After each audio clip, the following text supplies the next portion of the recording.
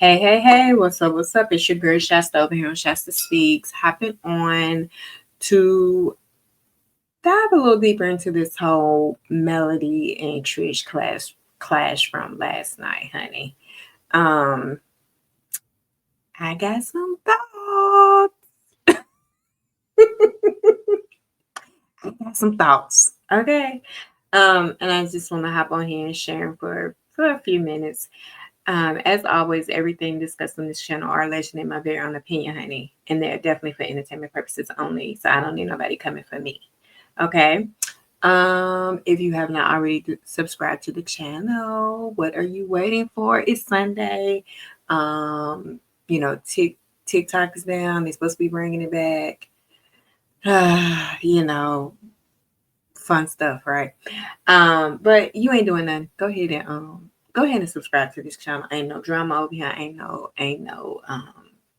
craziness. Ain't no nothing. It's just the vibe. We just talk and we share our opinions and we live our real lives. Yeah, we share opinions, and if we don't agree in the comments, we say what we think and this and that, and then everybody go on about their day. Okay, ain't this how it's supposed to be? Okay. So yeah, if you haven't subscribed, go ahead and subscribe. I have a notification on my community tab about a giveaway that I'm gonna do once I hit 1,000 subscribers. So make sure if you have not checked it out, that you go out there and check that out. Um, so yeah, Melody and Trish. We all knew that this was gonna happen because Trish came in on some BS with Melody. Y'all remember? Know this. Trish came in the door to Love and Marriage Huntsville with preconceived notions and a whole strategic plan, I believe, allegedly in my opinion, to come in Melody and other things. Let's not forget that there was also a scheme and a plot that Trish, Ken, and they ended up pulling Marquez into for their own profit, things that they are trying to do, initiatives they're trying to push. You know, Ken has this, I think he's coming out with a podcast with his business partner. And last night that was on full display. Okay. And, you know, he's even talking about it himself, like in his Instagram post and things like that. Like he mentions, um, you know, how happy he is to be on there and to be, you know, I guess showcasing in that scene his stuff. And he, you know, is giving a shout out to somebody saying that he wouldn't even be there if it wasn't for that person. Now, I don't know if he's talking about the scene, if he's talking about being on TV in general. Lord knows. I have no idea. But like this post here, he had where they had him on LMFG reality TV, and they had the clip, and he's got, y'all don't know how much this excites me to see this. Yeah, yeah. Actually, Ken, we do know how much it excites you. We do know how excited you are. Oh my God, TV Ken. Oh my God, nigga. Then he also had this up where someone shared Brandon, the director. I feel like someone said that Ken has ambitions of being an actor. Correct me if I'm wrong, but allegedly he had said that somewhere that he wants to be an actor. And so I guess this shout out and then this right here. If it wasn't for at the Brandon the director, I'd never be doing this. The men that got it all started. So is he the one that turned him on to Love and Marriage Huntsville? It's like, hey, blah blah blah. Who knows? Who knows? But it was always a scheme. It was always applied. Everybody got their own objectives, their own things that they're trying to push through, their own initiatives. Um, but of all the posts he made last night, this was the one that I was like, really? Man, keep playing with babe. She not scared of nothing. What's she supposed to be scared of, Ken? Better yet, who's she supposed to be scared of, Ken? Who who she's supposed to be scared of and who is supposed to be scared of her. That's what I want to know. Who's supposed to be scared of G.I. Jane or She-Ra? Y'all know I like to call them He-Man and She-Ra. Who's supposed to be scared of She-Ra? Huh? Um, you know, seeing his post and seeing how Trish reacted in that scene last night tells me everything I need to know about Trish and Ken, and the fact that both of them lack maturity, and she definitely lacks emotional intelligence. She doesn't know how to handle herself.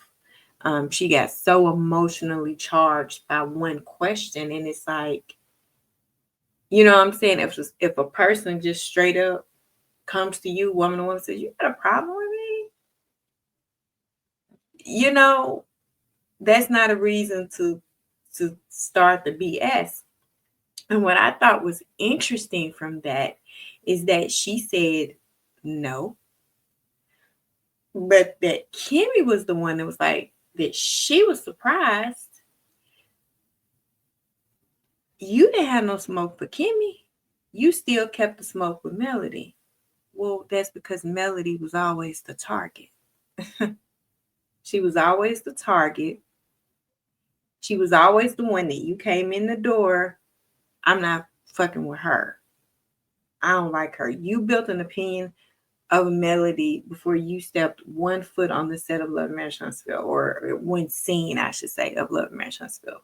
You had already had a preconceived notion of her and how you were going to deal with her. We saw signs of it in the scene with Martell when y'all were in the gym and you told him that she was really drilling you about your situation with Marquez and Ken and this and that, and we were all looking, going, when the fuck was she drilling you? Where was we at? What scene was that? She asked you a question just like everybody else at that party asked you a question. There was no drilling, but you had an objective and you had a target. And she was always the target from day one. And it's because of what all these other people, all these seeds that the other cast planted, because can't none of them do nothing with her. So then they said, "Oh, let's have Trish. Let's sing Trish out." So Trish, you to send out, and I think you're okay with it because now you do have your own legitimate issue with her because she did drill you down about that whole Martell in the house thing in that scene. Oh, that scene, she drilled your ass down there. You was stuttering, stumbling over your words. You couldn't get it together. And you got mad at that lady for asking you about being in potentially her house with her then still husband. At the end of the day, that was still her husband. And at the end of the day, you probably knew that that was her husband, in my opinion. If you didn't before you got over there, the way you said he was sitting there talking about her, unless that's a lie, you knew then. And in that moment, you should have picked up your purse and left. And said, "Oh, I didn't even realize you were still married. Let me go. This ain't cool. This." Now, have we heard different versions of what went on that night with Trish and Martell? We have. Listen, somewhere in there is the truth. But at the end of the day, don't nobody really know what went on in that house with Trish and Martell. And both of them at this point are known liars, which has made everyone pretty much lose interest in the story. We don't care anymore because y'all lie so much. Y'all been lying from the get-go. You came in lying, Trish, and then Martell said she should have just did like me. She should have followed my lead. That's what he said. So it's like, where's the truth? We'll never know. And guess what? We don't care. We don't care. We don't care about the kid in Marquez of it all. Trish, we don't care. We're not invested in you in your trouble or quartet or whatever the fuck you have going on. But what we do care about is you coming for Melody unprovoked. Because that is childish. And that is why I say that Trish is a female version of Martell. See, Martell can't come for Melody right now because Martell can't film with Melody right now. So they go out here and get Shira to try to, you know what I'm saying? And they just egging her on. Because he was always the one that could ever get a rise out of Melody. None of these other casts could get, she would check them one by one by one. And let's be clear, Trish couldn't do nothing with her tonight either. Because Melody sat there very calm. She asked her questions. She made her statement. And when Tisha tried to do whatever she was doing, it was like, okay, are you good now? And Melody was like, no. And she let her know. I'm not, in so many words, and this is me paraphrasing it because, listen, I'm a Scorpio, just like Melody. So I kind of can, I know what she probably wanted to say. So I'm just saying she was pretty much letting her know I don't fuck with her. I'm not fucking with her. Because all this right here that she giving unprovoked, I don't have no room for that type of shit in my life. I don't put up with that type of shit from nobody in my life. I'm not finna put up with it from this bitch. So,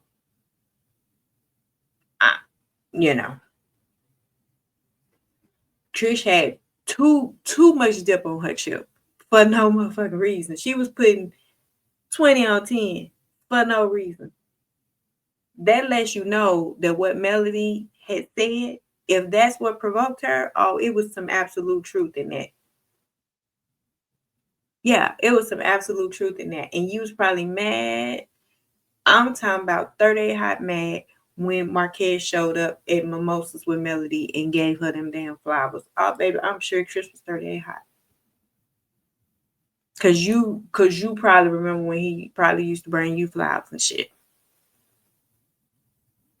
Yeah. You can act like you so far removed from him and this and that. Girl, you not. Girl, you not. And I'm gonna take it a step further and say this. At the end of the day, everybody can see Trish don't want Ken. Peep game. Trish don't want Ken. Ken is a good provider. Yep. He's a provider.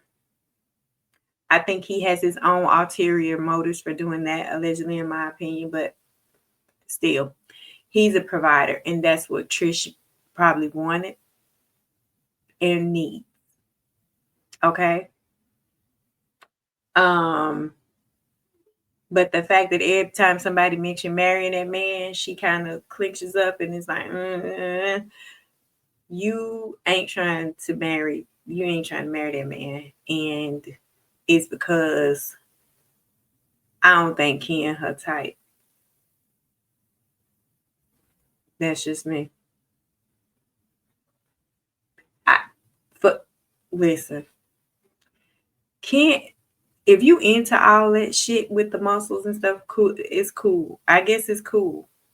Me, I've never been into big muscle bound ass niggas with big muscle like and all that. I've never. There's nothing there's never been nothing attractive to me about that. And so when I see him, I see, like I said, He-Man, or I see Johnny Bravo, or some shit.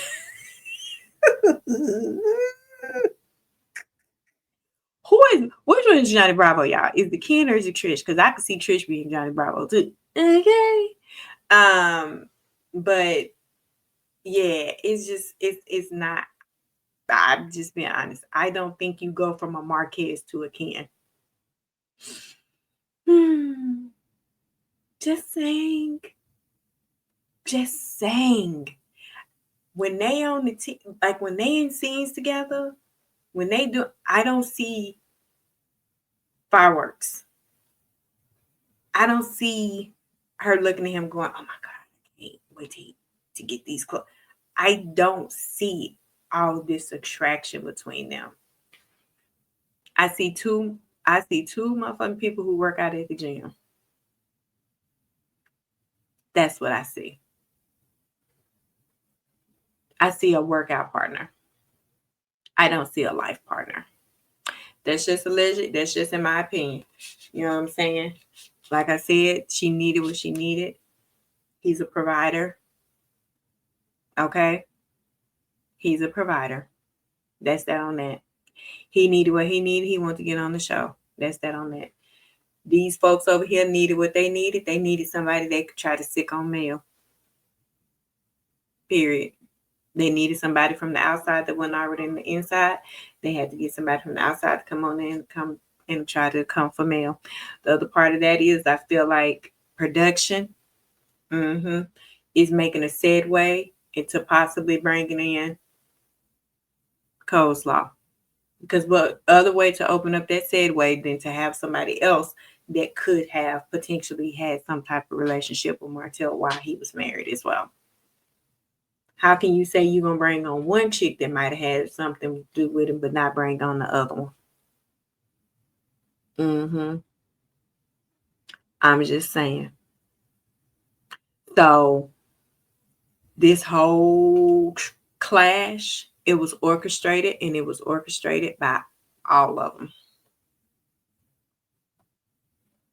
All of them. Yeah. It was definitely a plan, and it was an easy plan because, again, Trish is just like Martell. She's too emotionally charged. She lacks emotional intelligence. She needs to go sit down on somebody's couch and talk to somebody about all the trauma in her life. She had a lot of probably grief and shit she's dealing with, and she needs to go get some help for that because there's no reason why that question, that comment had you that mad. Well, it's not a joke for me. Why is it not a joke? If somebody comes up to me and says, "Oh, girl, look at you. I think you still in love with your ex," I'm like, "Bitch, please." And laugh that shit off and go on about my business. It ain't getting no other reaction from me. I'm not thinking about that shit no further. She's sitting over there literally damn near steaming off of one comment. But then when the other people keep it going and instigate it, okay, because that's what Kimmy ass was doing, being a fucking instigator.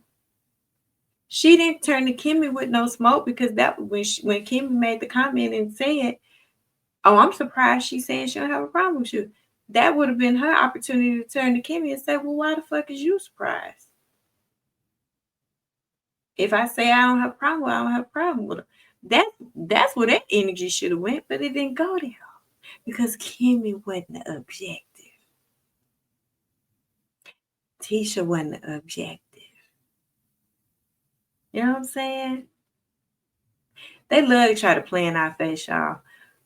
They love, everybody think they smart, everybody think they get these plots and plans together. Y'all know my theory on all these reality shows, not just Love Marriage Huntsville. These niggas meet at the beginning of the season, allegedly, in my opinion, and start plotting and planning how they gonna come for somebody. It's usually one person, maybe sometimes two. That everybody decide they finna attack. So that's all this was, an orchestrated attack. And as always, Melody held her own, and she will continue to hold her own. But this is a furthermore reason why I'm tired of her having to fight this hard. I'm tired of her having to continuously hold her own.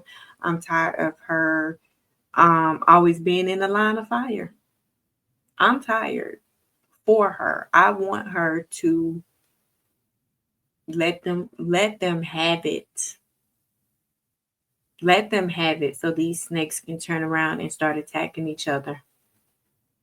Because I know if we tied, I know she tied. Now, would I do my big one? Uh-huh. Definitely would. But I would definitely walk her because ain't nobody finna keep arguing with damn Shira and all them other damn ducks on that show. Like it's just giving childish. It's giving very much childish. Very much childish. Now, what I did appreciate was Sunny coming in at the end because they all was looking stupid in that moment too. Because I don't know why, and I don't know why because they already knew she was coming. It already been established that she was gonna be invited. So the fact that she showed up and everybody kind of looked like they were shocked to see her is crazy to me. Y'all knew she was coming. You knew that Miss Nell said she wanted her to be invited. So why are y'all sitting there looking like you can't believe that she's there? She was invited. So it is going to be interesting to see how the rest of this plays out next week. Um, yeah. So that's just my thoughts. I just had some thoughts I wanted to share. I will say this though, Trish, the next time you're gonna wear a short dress that's gonna be showing the back of your legs all the way, you know what I'm saying? All of that. Put some um um Melody makes a really nice body oil and some body butters and stuff. It looked like there was a little discoloration back there. So get that body oil and that body butter and stuff and rub that back there when you know you're gonna be able to go back and look at this scene and look at your when you had your leg. I think your leg was crossed and how it was real dry under there. Because that dress was real short. Uh-huh. And get some of that oil in that look. Now I don't know if she can, you know what I'm saying? I don't know. I don't know. I mean, but $1 is $1. And maybe if you order it under under a different name or something, you know, she'll go ahead and send it to you. But you really need to invest in some of that body oil and that body butter, Trish, because that was definitely something happening on the back of that leg that wasn't right for the TV. Okay. And I'll leave y'all with this. This right here, chef's kiss. Chef's kiss. Because what this look said to me was, hey, haters. Hey, haters. I'm so disappointed that Sunny's not going to be on the new season. And that is another reason why I hope Melody walking off from the ass too. Because they definitely use Sunny. And yeah, I'm disappointed she ain't coming back. So anyway, that's it. That's all. Like I said, if you haven't subscribed to the channel, please do so. Okay. And if you haven't checked out my community tab about my giveaway when I hit 1,000 subscribers, make sure you check that out. Drop down in these comments. Let me know what you thought. Let me know your thoughts. Do you think it was a plot? Do you think it was a plot? Do you think it was a plan? Do you think it was all by accident? I don't believe in accidents. I don't believe in coincidence. I think that this was all strategic. And I think all of them were involved. I really feel like they knew what they was doing. And I feel like, you know,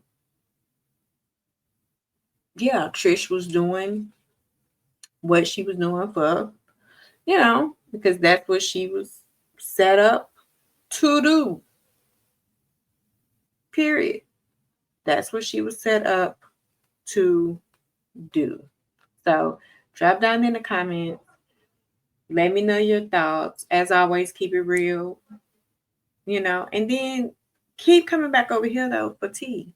Come on, you know what I'm saying? With a little sprinkle of shade. It'll be a little shade in there, but come on back over here for the tea. Holla at your girl. All right.